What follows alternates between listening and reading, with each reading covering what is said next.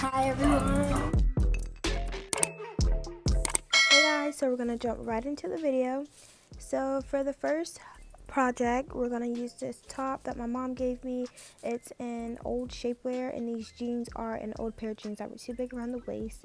So we're gonna start with the top inside out and pin at the top on both sides where it fits us, and then we're gonna pin both sides on the bottom too. Then we're going to take it off and pin from top to bottom, and then take it to the sewing machine and sew from top to bottom.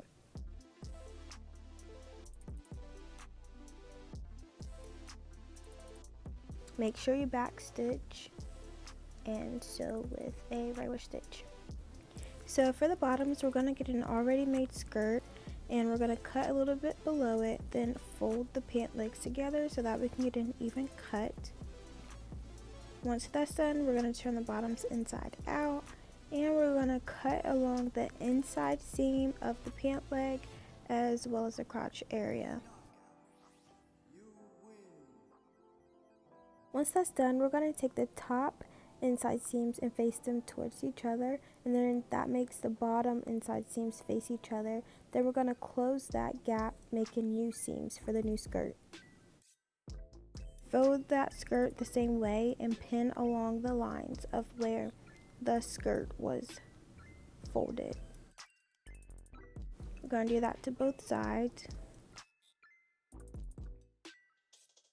Once those are pinned, we'll take it to the sewing machine and sew straight down those lines.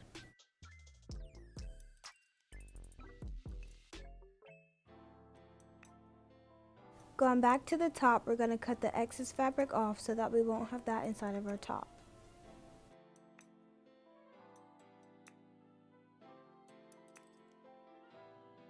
Then we're going to flip it right side out. Then we're going to go back to the skirt and do the same thing, cutting the excess fabric off.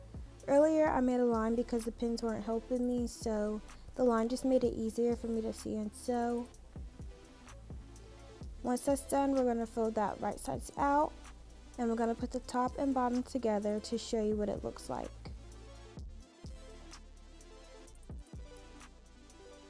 Then I try it on and I show you how the tube top now fits and the skirt is now a skirt. Next, we're going to be turning this black cami into a tube top. So I cut a square out using the bottom hem of the cami as a top hem for the tube top, and leaving room at the bottom for the bottom hem. And I pinned from top to bottom, making sure it fit the white tube top, and sew along the pins I made.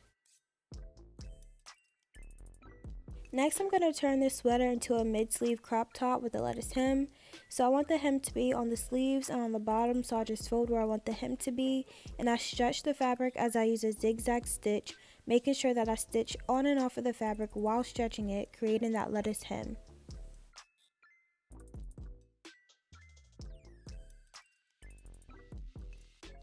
And here's me modeling both tops. Okay, so here's the pants for one of the next two complicated outfits. I had to sketch it out and use a pattern template I made for myself. This is the pattern that I ended up making, and I'm using the fabric that's left after making the skirt from these pants. I flipped the pattern piece to make the left side of the front, and I eyeballed the back pieces, making sure they were exact opposites. I improvised by using the bottom hem of the pants for the back hem, making sure that the front hem matched the back hem, and for the top hem, I made it straight with a curved neckline with a deep V. And here I just show how the pieces are connected, and I sew where I pin. After that's done, I added straps, and I made a skirt like I did earlier, just with the hem on this one. So let's get into the last and most complicated piece of them all. These are the pants I used earlier to make a skirt, and here's an old dress that I didn't like. So here I'm showing you where I get each piece from. I got the triangle part from the middle of the pant leg and the border from the side seam of the pant leg. I'm just showing you what it looks like on the sketch. So there's a border piece in triangle. I'm also using the dark denim for the other sides of the border pieces. A rectangle for the waistband, the hem for the belt loops, and the old button for the new button. Then whatever's left of the pant leg, I'm going to use for the straps. I wanted the dark border pieces to match the light border pieces, so in order to do that, I had to create that same bulkiness. So after I cut the squares out, I folded it over, making a stitch in the middle. Remember, I'm doing this to 2 pieces. So here's me making that stitch. Once I do that, I'll open it, and whatever the inside seam side isn't leaning to, I lean it to the other side, flip it over, and here's that fold I wanted. So I just made a stay stitch. So now I have the same fold, I just don't have the same bulkiness I wanted, but that's fine. To connect the border pieces to the triangle pieces, I face them right sides together, and then I'm going to fold them to create a stay stitch. So here's me connecting the pieces, and then here's me creating the stay stitch. Once I do that to that triangle, I'm going to do the same thing for the other triangle, just flipping the light pieces on different sides. So here's where I pin to connect them, and then after I sew them, I'm going to sew the stay stitch.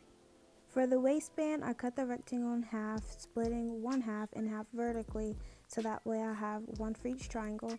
So I connect the waistband to the triangle, making sure I back stitch.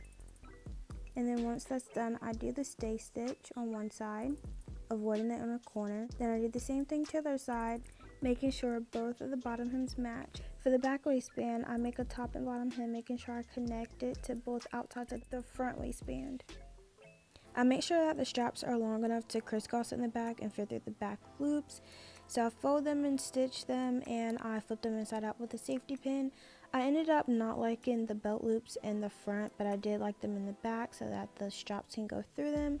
I attached the straps to the top border piece, and I attached a button. So here's the final piece. If you'd like to see it on, go follow me on Instagram, and don't forget to like, comment, and subscribe. Thanks!